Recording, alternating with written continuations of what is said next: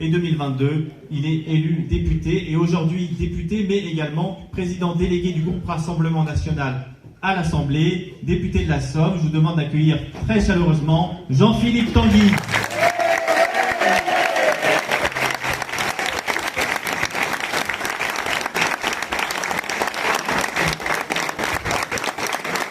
Bonsoir à tous. Bonsoir et bonsoir les Picards.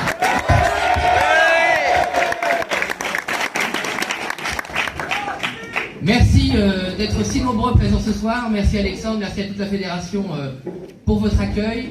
Permettez-moi, et c'est important, nous sommes aussi un parti de mémoire, un parti de résistants, un parti de combattants, de rendre hommage à celui qui a été premier vice-président du Front National, puis du Rassemblement National pendant de longues années, qui a combattu pour la France et qui a été décoré pour son courage militaire en Algérie, qui est disparu hier, notre compagnon Alain Jamet. Je vous demande de vous lever et d'observer une minute de silence pour sa mémoire.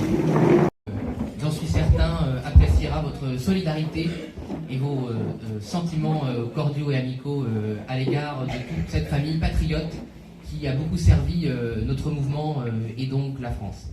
Permettez-moi aussi d'avoir un grand moment de solidarité pour notre président Jordan Bardella. Je ne sais pas si vous l'avez vu, mais ce soir il a été lâchement agressé à Moissac par un nervi gauchiste qui s'est jeté sur lui. Alors je vous rassure, Jordan va très bien. Il s'est immédiatement remis à sa séance de dédicace parmi les centaines de Françaises et de Français qui étaient venus à sa rencontre. Mais je suis sûr qu'on pense tous à lui, que vous pensez tous à lui. Je pense que c'est l'occasion aussi de saluer son courage parce que, évidemment, on fait face à la haine entretenue par l'extrême gauche, par la gauche d'ailleurs en général, hein, parce qu'on a souvent tendance à limiter les mauvais sentiments des mélenchonistes aux insoumis, mais ils sont tous pareils. Hein. Et c'est pas parce que les socialistes ont l'air plus aimables, peut-être un peu moins débraillés et qui sentent moins mauvais, qu'ils sont pas du tout aussi haineux. Voilà, ils sont même souvent parfois plus haineux les socialistes que les insoumis. Et c'est à cause, et là je tiens à le dire sérieusement, c'est à cause de leurs mensonges, leurs diffamations sur nos valeurs, sur le sens de notre combat, sur votre patriotisme, sur votre amour de la France. Ils nourrissent par ces mensonges l'agressivité, la haine d'un certain nombre de gens qui se croient tout permis et qui utilisent la violence, les intimidations. Mais évidemment, Jordan Bardella ne se laisse pas intimider, aucun membre du Rassemblement National ne se laisse intimider, aucun militant et aucun patriote ici ne se laissera jamais intimider par les violences et les insultes de la gauche. Nous sommes des patriotes et nous sommes fiers d'aimer notre pays et on le fera debout, la tête haute, et on ne s'excusera pas d'aimer la France.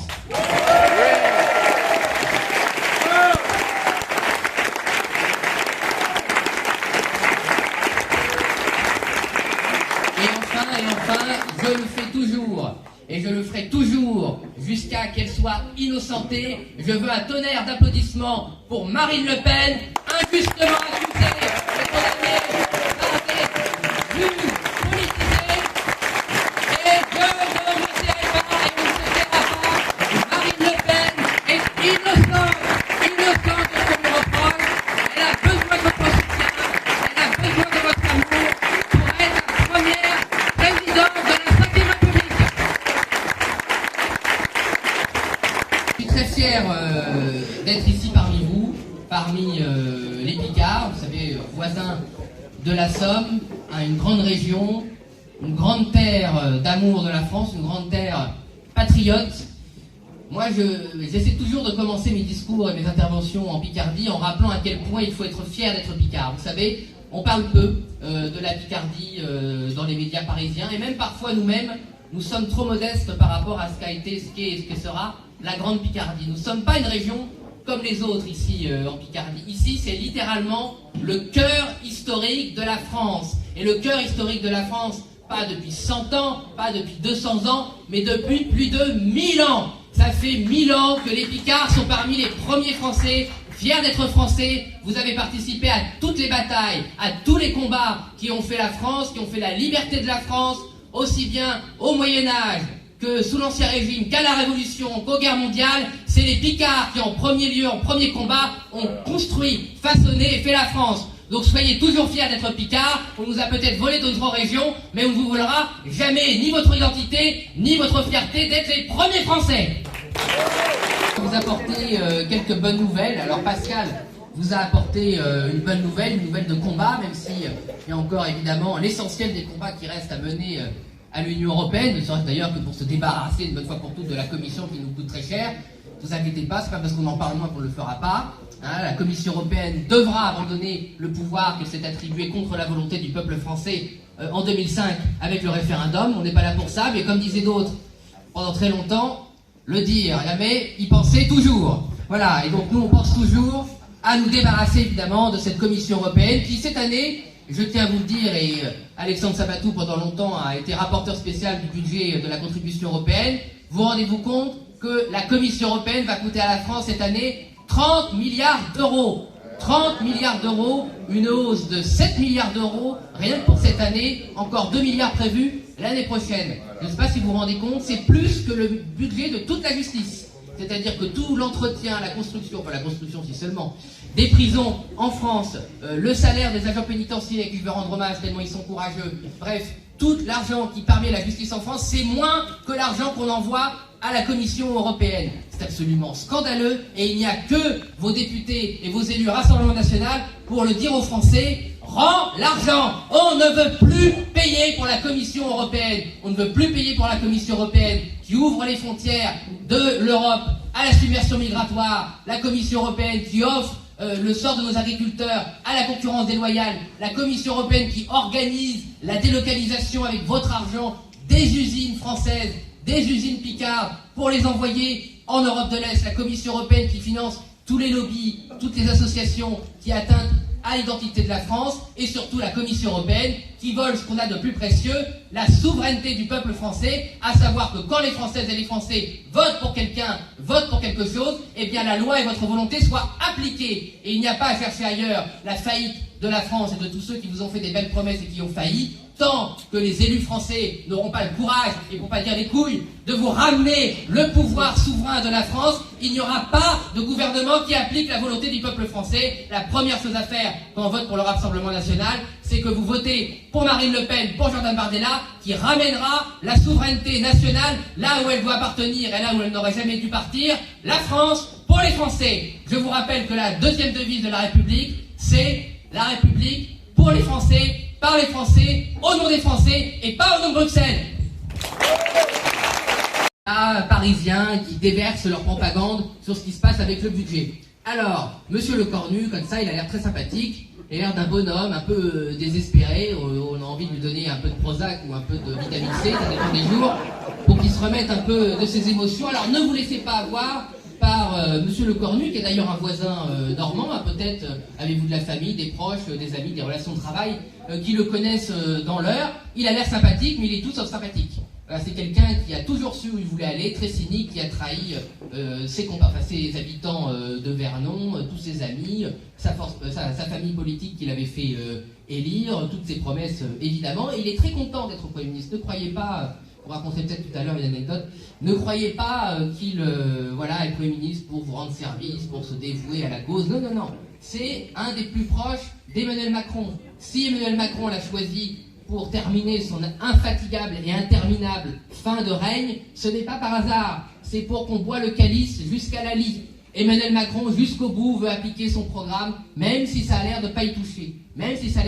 Donc on vous explique que depuis des semaines, voilà, le Parlement n'est pas responsable avec le budget. Mais je tiens à attirer votre attention. Vous savez, alors bon, ça n'existe plus, mais peut-être que vos arrière-grands-parents ou grands-parents vous ont raconté sur les foires d'antan, il y avait des prédicateur, on appelait ça des bonimenteurs, vous savez, bon. Alors la spécialité des bonimenteurs, c'était quoi? C'était de s'agiter avec des petites marionnettes, de la main droite pour qu'on regarde, voilà, on distrayait l'attention, et pendant qu'ils distrayaient l'attention de la main droite, ils vous faisaient les poches de la main gauche, voilà, bon bah, c'est la bonne vieille stratégie du pickpocket, c'est qu'il faut que vous regardiez ce que fait monsieur Le Cornu comme ça, voilà, et pendant que monsieur Le Cornu vous dit de regarder par ici, il fait les poches des Français. Et vos élus Rassemblement National, soyez-en sûrs, font tout pour empêcher monsieur Le Cornu de vous faire les poches, encore toujours plus d'impôts, de taxes. Monsieur Le Cornu, dans le budget qu'il a déposé, c'est 19 milliards de hausse de taxes. Mais qui en parle à part le Rassemblement National? Voilà, qu'est-ce qui se passe aux 20h? Qu'est-ce qui se passe dans les grands journaux? Non, non, on vous parle de tout, de rien. On ne vous parle pas du vrai projet. C'est encore d'augmenter toujours et toujours les taxes. Je ne sais pas si vous avez entendu ce qui s'est passé avec la taxe foncière. taxe foncière. Alors, ils ont inventé quelque chose de nouveau. Je dois dire qu'en Macronie, même François Hollande n'avait pas osé. Alors, en Macronie, ils ont inventé une nouvelle forme de taxe. C'est la taxe qu'on ne vote pas au Parlement. Parce que quand même, de la Révolution française jusqu'à aujourd'hui, bon, il ne restait plus forcément grand-chose au Parlement, mais au moins, on devait voter les taxes. Ça devait au moins faire semblant de passer par un vote. Même si depuis 3 ans, il y a eu 49.3, on vous dit qu'il y a un vote, il n'y a jamais eu de vote. Mais au moins, il y avait théorie des apparences, cher Pascal, comme on dit en droit. Voilà, il y a un peu la théorie des apparences. C'est-à-dire que pendant qu'on discutait avec les députés à l'Assemblée nationale, qu'on se battait pour éviter ces 19 milliards de taxes, eh bien, on a appris, et en l'occurrence, votre serviteur avec Marine Le Pen, eh bien, que le ministre de l'économie était en train de prévoir une hausse de plus de 500 millions de la taxe foncière sans vote, par décret, en le décidant depuis Bercy, soi-disant à la demande des maires. Yon Bondo. Enfin, quoi, comme c'est les grandes instances et des socialistes et des UMP, enfin des LR, c'est possible qu'ils aient demandé une hausse de taxe à Macron, pas vu, pas pris. Mais avec nous, c'est vu et c'est pris. C'est vu et c'est pris. Et donc, avec Marine Le Pen et les députés à l'Assemblée nationale, nous avons pris la parole à l'Assemblée nationale pour demander des comptes à la ministre, pour savoir est-ce que oui ou non, vous avez prévu d'augmenter dans le dos des Français et dans le dos du Parlement la taxe foncière pour 7 millions de familles pour 60 à 80 euros de plus. On dit mais non, c'est pas ça, c'est technique, c'est compliqué. C'est toujours compliqué. En Macronie, voilà. Quand on dénonce quelque chose, c'est compliqué. Vous êtes des ploucs, des pignoux, vous n'avez pas compris. Il y a des gens très intelligents qui ont prévu quelque chose de très compliqué. Ah ben c'était pas du tout compliqué, c'était juste vous piquer de l'argent. C'est toujours très simple en fait en Macronie. Ça a l'air très compliqué avec des successions de mots qui d'ailleurs ne veulent rien dire. Hein, si on écoute vraiment ce qu'ils disent, souvent en fait ça veut strictement rien dire en fait. C'est vrai que c'est tellement compliqué que c'est même pas français. Bon, ben nous on parle français. Emmanuel Macron et la Macronie voulaient augmenter la taxe foncière de 500 millions d'euros. Et je pense que là tout le monde comprend ce que ça voulait dire. Et pourquoi? Alors on dit ah bah vous comprenez, il y a des gens qui ont des toilettes. Ah. Mais c'est littéralement ce qu'on nous a dit. Je vous invite à aller voir les explications des ministres. Ah, alors oui, bah, vous comprenez, la taxe augmente parce qu'il y a des toilettes. Ah. Effectivement, que vous vous excusiez. Si vous pouviez plutôt aller dans un trou au fond de votre jardin, ça vous permettrait de faire des économies à Bercy. Parce qu'il ne faudrait quand même pas vivre dans le grand luxe. Voilà. Alors aussi, il y en a qui ont 2 lavabos. Ah, la 2 lavabos, ça abusé. Toi, tu dois avoir 2 lavabos, tu as une tête de gros. Voilà. Donc, vraiment, vous exagérez. Hein. C'est pas sympa. C'est pas sympa parce que pendant ce temps, Brigitte ne peut plus acheter de tableaux immondes à mettre à l'Élysée. Alors ce serait quand même mieux, vous préviez un peu là, parce que je trouve que vous avez abusé avant les fêtes de Noël. Donc voilà, il y avait trop de luxe en France, voilà. Et en particulier en Picardie, puisque les 3 départements Picard étaient dans les 10 premiers où la taxe avait plus augmenté. Mais écoutez, il n'y a pas beaucoup de bonnes nouvelles, mais voilà, grâce à Marine Le Pen qui est particulièrement montée au créneau, grâce à Jordan Bardella, eh ben on a au moins bloqué, il n'y aura pas la hausse de 500 millions sur votre taxe foncière, c'est toujours ça. Vous êtes une destructrice de la planète. Vous tuez les pandas et sans doute que vous égorgez les chatons chez vous la nuit. C'est pas vrai? Non, les chiens. Voilà, vous voyez qu'elle a trouvé une. Voilà. Alors, la deuxième taxe qui va passer par décret, c'est une nouvelle hausse du carburant. Ben oui, parce que vous polluez la planète en allant chercher vos enfants à l'école. Et je pense notamment toutes les grands-mères ici qui vont acheter leur baguette avec une voiture. Bah, vous détruisez la planète. Oui. Vous détruisez la planète. C'est parce que vous utilisez votre voiture, que vous chauffez au gaz et que vous chauffez au fioul, que vous détruisez la planète. La fonte du pôle Nord, c'est à cause de votre Twingo. C'est votre Twingo qui détruit la planète. C'est pas les centrales à charbon allemandes et polonaises. C'est pas les milliers de centrales à charbon et à gaz en Chine. C'est pas ces dizaines de milliers de porte-conteneurs qui traversent le globe. Non, non, c'est la Twingo de la petite mamie qui va chercher tous les jours sa baguette à la boulangerie qui tue la planète. Et donc, comme elle est très coupable de tuer la planète, il faut la taxer le matin, il faut la taxer le midi, il faut la taxer au goûter, il faut la taxer quand elle a question pour un champion, et il faut la taxer avant qu'elle aille se coucher. Eh bien, nous ne sommes pas d'accord. Nous ne laisserons pas encore piquer 2 milliards d'euros sur les autres petites mains. Même moi, nous, on ne l'avait même pas vu, je vais vous dire, je vais être honnête avec vous. Ils ont publié ce décret en plein pendant les débats budgétaires, le 4 novembre. Le 4 novembre, c'est vrai qu'on était tous très occupés, en séance, à vous défendre, et que c'est bizarre, ça n'a pas fait la une du 20h. C'est très étrange, visiblement, ils n'ont pas eu les bonnes informations. Donc, il y a un décret qui est sorti le 4 novembre qui prévoit qu'au 1er janvier 2026, eh bien, le litre de diesel, le litre d'essence, et le litre de fuel, pour vous chauffer, eh bien ce sera une taxe de 5 centimes par litre. en plus. Et ça fait donc un total de 2 milliards d'euros payés par les automobilistes et ceux qui se chauffent au gaz et au fioul. Et donc, au nom de Jordan Bardella et de Marine Le Pen et au nom de vos députés picards, je vous le dis, il faut se mobiliser. Il faut déjà informer les gens qui ne le savent pas. On a encore un gros mois pour obtenir l'annulation de ce décret. Et moi je vous le dis, de la même façon qu'on a réussi à faire annuler ces 500 millions de hausse de taxes foncières, on réussira à faire annuler, si on se mobilise, les 2 milliards de taxes sur les automobilistes. Donc je vous demande de vous mobiliser, d'informer, d'écrire, de vous plaindre. Bref, soyez des Gaulois réfractaires sur ces 2 milliards d'euros. On n'en veut pas, on ne veut pas de cette sortie sur le carburant. La TVA sur l'énergie, par exemple, de 20 à 5,5%, hein, ça ce serait quand même vous rendre 12 milliards d'euros de pouvoir d'achat. Et j'aimerais pouvoir vous promettre qu'on baissera la TVA sur les produits de première nécessité, en particulièrement l'alimentation, parce qu'aujourd'hui acheter de la viande, il paraît que c'est un luxe. Voilà. C'est d'ailleurs un luxe pour beaucoup de Françaises et Français, et en particulier avec les fêtes de Noël qui arrivent. On voit bien sur le terrain de plus en plus de gens. Alors ils n'avaient plus de vacances, c'était difficile de faire des cadeaux de Noël. Maintenant même payer le réveillon, ça va devenir compliqué. Ça c'est la réalité que vivent les Françaises et les Français au quotidien, et vous le savez. Vous le savez, vous le voyez, parfois vous le vivez avec beaucoup de dignité, contrairement à ce que disent les médias gavés d'argent public. Les Françaises et les Français ne se plaignent pas. Les travailleurs français et les retraités français sont des gens dignes, qui avancent en silence, qui font face aux difficultés. Et nous, on défend les Françaises et les Français qui travaillent et qui ont travaillé. Et d'ailleurs, à ce titre, défendre la valeur du travail, ce qu'est 1 euro dans le budget des ménages, défendre les retraites, eh bien je le dis, ce n'est pas socialiste. Et ça ne sera jamais. Les socialistes n'ont jamais défendu la valeur travail. Socialistes ont toujours été des voleurs et des taxeurs. Ils n'ont jamais défendu la valeur travail. Donc quand on dit que le Rassemblement National est une insulte, et socialiste, vous voyez, non seulement c'est faux, mais c'est une insulte. Et moi je ne veux pas qu'on insulte le Rassemblement National. Donc on est fiers de défendre les travailleurs français, les entrepreneurs, les retraités. 1 euro, c'est 1 euro de pouvoir d'achat, c'est 1 euro durement gagné. Et ceux qui pensent que défendre 1 euro de pouvoir d'achat, c'est être socialiste, eh bien permettez-moi de vous dire que c'est des gens qui n'ont jamais bossé pour avoir cet euro. J'ai nommé les sénateurs et les sénatrices, parce qu'il ne faut pas les oublier, parce que maintenant il faut être paritaire. Alors elles sont aussi odieuses que leurs homologues masculins.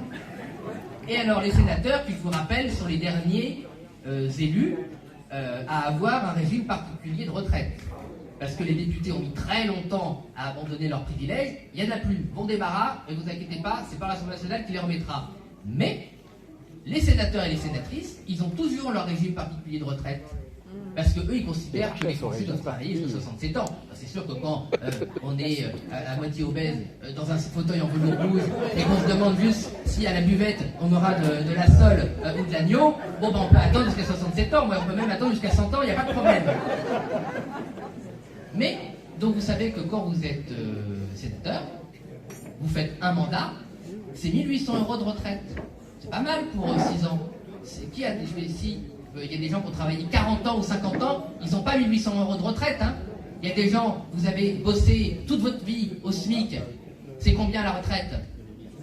C'est 800 €. C'est 800 €, bravo madame. C'est 800 € une retraite quand on a travaillé toute sa vie. Toute sa vie. Et les sénateurs, ils ont 1 800 €. Mais alors, pour un mandat, donc 2 mandats, vous faites le calcul. Et alors, parce que ça n'a pas fait la une, alors on est aussi là pour essayer de vous donner des infos. Alors les sénateurs ont décidé de geler toutes les pensions de retraite au-dessus, pas 1 800 €, au-dessus de 1 400 €. Voilà, c'est ce qu'ont voté les sénateurs, entre guillemets, de droite, qui soi-disant respectent la valeur travail et ne veulent pas taxer les gens. Eh bien, ils ont estimé qu'au-dessus de 1 400 €, eh bien, un retraité était, je cite, favorisé, privilégié, un riche. Et je vous rappelle que même François Hollande n'avait pas osé. Parce que François Hollande, il avait dit on est riche au-dessus de 4 000 €. C'était déjà faux. Parce qu'il y a beaucoup de gens qui travaillent dur. À deux, 4 000 €, c'est 2 000 €. On va pas loin si on a une famille, hein, et si on a une voiture. Bon, déjà, c'était scandaleux. Mais imaginez, donc la droite a fait pire que Hollande a désigné Alain Vadic et disant que c'était des privilégiés, les retraités qui gagnaient plus de 1 400 €. Je vous rappelle que le SMIC, c'est 1 465 €. Donc les sénateurs LR ont voté tous la bouche en cœur pour geler les pensions pour les retraités qui ne gagnaient même pas l'équivalent du SMIC. Eh bien moi je vous le dis, et on l'assume, c'est pas de la démagogie, c'est de la justice sociale. Il est hors de question de geler les pensions de retraite. Les retraités ne sont pas des privilégiés, ils ont bossé, cotisé toute leur vie, ils ont le droit à une retraite digne, et le Rassemblement national ne rentrera pas dans cette nouvelle mode, parce qu'aujourd'hui le système, pendant des années, le système a opposé les fonctionnaires et les salariés du privé. La gauche a opposé les ouvriers et les patrons. Et maintenant, ils essaient d'opposer le peuple français en opposant les grands-parents, les petits-enfants, les retraités et les actifs. Eh bien, il ne faut pas rentrer dans cette division. On n'accepte pas de stigmatiser les retraités français. Ils n'ont pas volé leur pension. Je rappelle que l'augmentation de l'Union européenne, c'est 4 fois l'indexation des pensions de retraite. Donc là, visiblement, il y a plein d'argent. Bon. Les salaires, les fonctionnaires européens l'année dernière se sont augmentés de 7% au passage. Oui, ils étaient un peu justes. Ils ne paient pas d'impôts, je vous rappelle. Voilà, pas de motion tout va bien, difficile. les privilèges, les abus, là, il faut jamais critiquer. Et si vous critiquez les abus des fonctionnaires européens, vous êtes un méchant populiste, démagogue, nasillon. Voilà, donc n'oubliez pas, il faut faire des salutations et des génuflexions devant les fonctionnaires européens si vous ne voulez pas être critiqué par la pensée unique. Mais il y a un autre domaine, évidemment, où il y a toujours un argent total, maximal, les caisses sont ouvertes, ouvrez votre cœur et surtout votre porte-monnaie. C'est pour financer l'immigration. Là, il y a toujours de l'argent pour financer l'immigration. Croyez-vous, le Rassemblement national a demandé qu'on arrête de financer le système de soins des clandestins, des immigrés qui sont sur notre territoire de façon illégale, ce qu'on appelle l'aide médicale d'État, l'AME. Eh bien, non, pas 1 euro. 1,5 milliard, 1,8 milliard ça coûte. 1,8 milliard ça coûte. Pas 1 euro de baisse de l'aide médicale d'État. Pas pour les étrangers qui travaillent. Pas pour les étrangers qui travaillent et qui sont sur notre territoire en respectant les lois. Non, pour les clandestins, c'est-à-dire des personnes qui sont rentrées sur le territoire national de manière illégale et qui s'y maintiennent de manière illégale. Et pour eux, il n'y a pas d'effort, il n'y a jamais d'effort. Il faut toujours payer. Il faut payer le logement souvent, il faut payer la santé, il faut payer tous les frais. Mais il y a toujours de l'argent. Eh bien, nous, on assume au Rassemblement national. Il est hors de question de demander encore 1 euro d'effort aux contribuables français tant qu'on n'aura pas combattu la submersion migratoire. On ne veut plus financer la submersion migratoire de notre propre pays, de notre propre sol. L'argent des Français doit aller en priorité aux Français.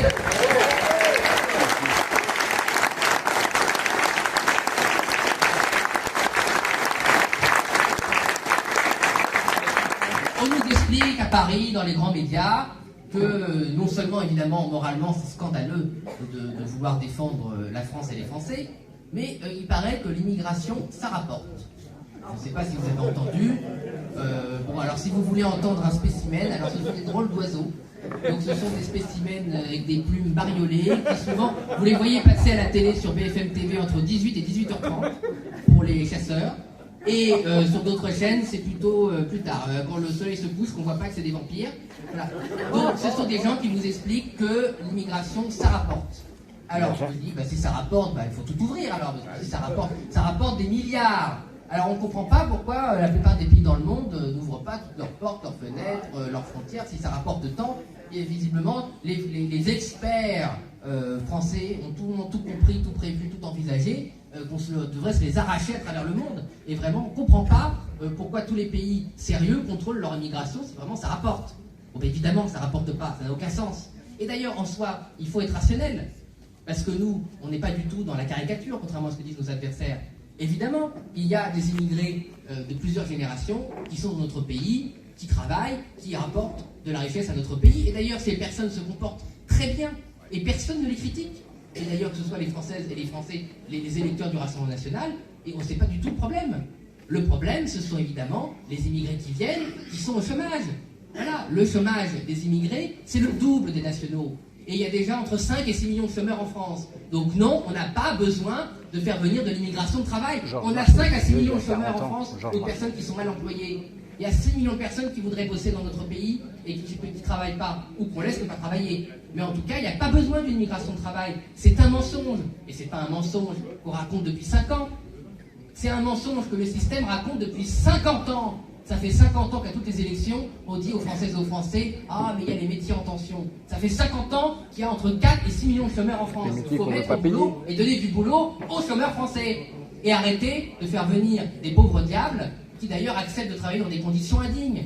Et évidemment, je veux dire, c'est le bon sens Si évidemment vous avez des gens, en particulier les clandestins, qui acceptent de venir et qui ne sont pas déclarés, ou qui acceptent un mauvais salaire, ou ils acceptent des mauvaises conditions de travail, ils acceptent parfois de vivre entassés dans des conditions inhumaines d'ailleurs. Bon, bah évidemment, dans ce cas-là, les Françaises et les Français ne peuvent pas faire concurrence. Et par ailleurs, toutes ces belles âmes, d'ailleurs vous voyez sur le plateau télé, quand on parle du contrôle de l'immigration, vous avez toujours un humaniste socialiste ou une grande générosité insoumise qui vous explique, enfin quand même, s'il n'y a plus d'immigration, qui va faire le ménage? C'est littéralement ce qu'ils disent. Mais c'est une honte. C'est une honte de leur point de vue, considérant à dire qu'il faut faire venir des gens de l'étranger pour faire des travaux que visiblement ils estiment indignes. Mais surtout, et nous il faut le dire haut et fort, c'est indigne de considérer qu'il y a des sous-métiers en France. Il n'y a pas de sous-métiers en France. Tous les métiers sont dignes. Toutes les personnes qui travaillent et qui recherchent de la dignité par le travail sont dignes. Et donc il n'y a pas des métiers qui sont destinés à je ne sais quel Français et des métiers qui seraient destinés aux immigrés. Tous les métiers sont dignes et tous les travailleurs français et français sont dignes. Et la mentalité de gauche qui consiste à dire qu'il y a des bons et des gens des bons et des mauvais travailleurs, des bons et des mauvais Français, c'est scandaleux. C'est scandaleux et la réalité de tout ça, c'est qu'ils se fichent totalement de l'intérêt national et que ces gens se fichent totalement de l'intérêt des Français et en particulier des travailleurs français. Et nous, on assume au Rassemblement national, défendre la France et les Français, c'est avant tout défendre nos frontières. Et il faut contrôler. Et en France, on a le droit de savoir, de décider et de dire non à la submersion migratoire. Et au Rassemblement national, on dit non à la submersion migratoire. On a encore le droit de vouloir être français en France et de vouloir rester français avec nos coutumes, nos traditions et la façon dont on veut vivre et dont on veut que nos enfants vivent encore. Qui viennent de Paris. Alors, on a des gens qui ont retrouvé leur courage chez LR. Alors, M. Wauquiez a découvert qu'il y avait des petites filles qui se voilaient en France. Grande découverte. Alors, il a fallu, pour que M. Wauquiez réalise que tout le monde savait dans tout le pays, que des jeunes filles, effectivement, des jeunes élèves, viennent à l'Assemblée nationale voilées, cernées par quelques barbus islamistes austères qui visiblement ne leur avaient pas donné le choix évidemment, parce que j'aimerais bien savoir quelle gamine choisit de se voiler. Enfin, on a tous été enfants. Généralement, quand on est enfant, on n'a pas spécialement l'idée de se voiler toute seule. Voilà. Je pense que ça tombe pas du ciel, c'est un mauvais jeu de mots. Voilà. Bon. Donc, c'est visiblement que vous avez une personne qui vous a mis ça dans la tête. Donc, il a fallu que ces personnes, ces enfants qui n'y sont pour rien, d'ailleurs, je tiens à le signaler évidemment, viennent et que M. Wauquiez se rende compte qu'il fallait peut-être faire quelque chose contre le voilement des fillettes. Mais nous, au Rassemblement national, ça fait pas 2 semaines qu'on le dit, ça fait même pas 2 ans, ça fait pas 20 ans, ça fait 50 ans qu'on dit qu'il est inacceptable qu'une fillette et même qu'une femme se voile en France. En France, et en particulier en Picardie, la terre de Jeanne Hachette, les femmes sont libres, les femmes sont belles, et les femmes ne se voileront jamais. Jamais nous n'accepterons que les Françaises soient voilées.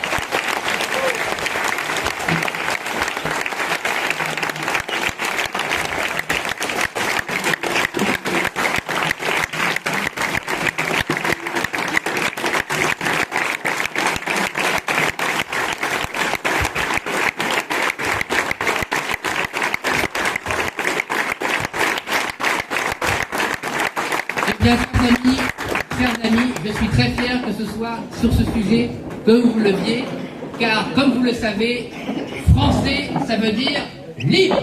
Les Français sont un peuple libre, un peuple fier. Vive le Rassemblement national, vive Jordan Bardella, vive Marine Le Pen et surtout, vive la France!